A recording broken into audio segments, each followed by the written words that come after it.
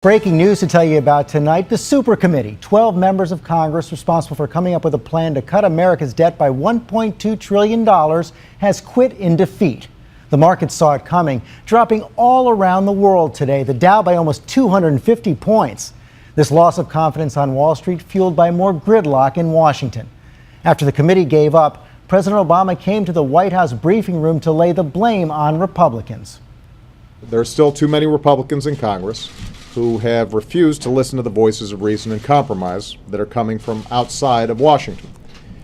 They continue to insist on protecting $100 billion worth of tax cuts for the wealthiest 2% of Americans.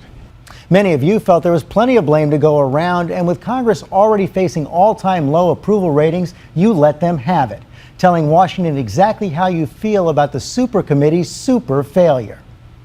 You need to drop the rhetoric, you need to drop the ideology, and in particular, you need to listen to the economists. I'm disappointed, angry, but I can't say that I'm surprised. Follow the rules that everybody else does. Live within your means. Wake up.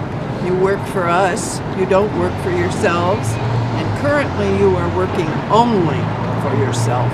Just stop the hassle and the arguing and work towards a common ground. We can't keep borrowing on time. We have to pay for things as we go.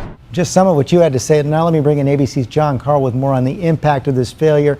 And John, I guess it wasn't a huge surprise, but what happens next for everyone watching at home? What's going to be the impact? Well, George, what this means right now is that our political system, as it stands right now, is utterly unable to deal with the biggest problem now facing the federal government, the runaway national debt. This supercommittee was given special powers over taxing and spending to come up with a plan to start reducing the deficit. The best chance really in a generation to fix the budget mess. And in the end, they couldn't agree on anything. The biggest deal breaker, George, came down to Democrats insisting that they needed to raise taxes on the wealthy before they would agree to spending cuts, and Republicans saying they would only agree to close some tax loopholes, but no more than John, that. The president, absolute deadlock. The president pointed out in his statement they had built in a fail-safe. The $1.2 trillion is now set to come through what they call a sequester. That means across-the-board cuts, half from defense, half from domestic spending, but they don't take effect until next year. Yeah, but these cuts will be harder to undo because there is no supercommittee to help them through this. $1.2 trillion, the biggest hit to defense.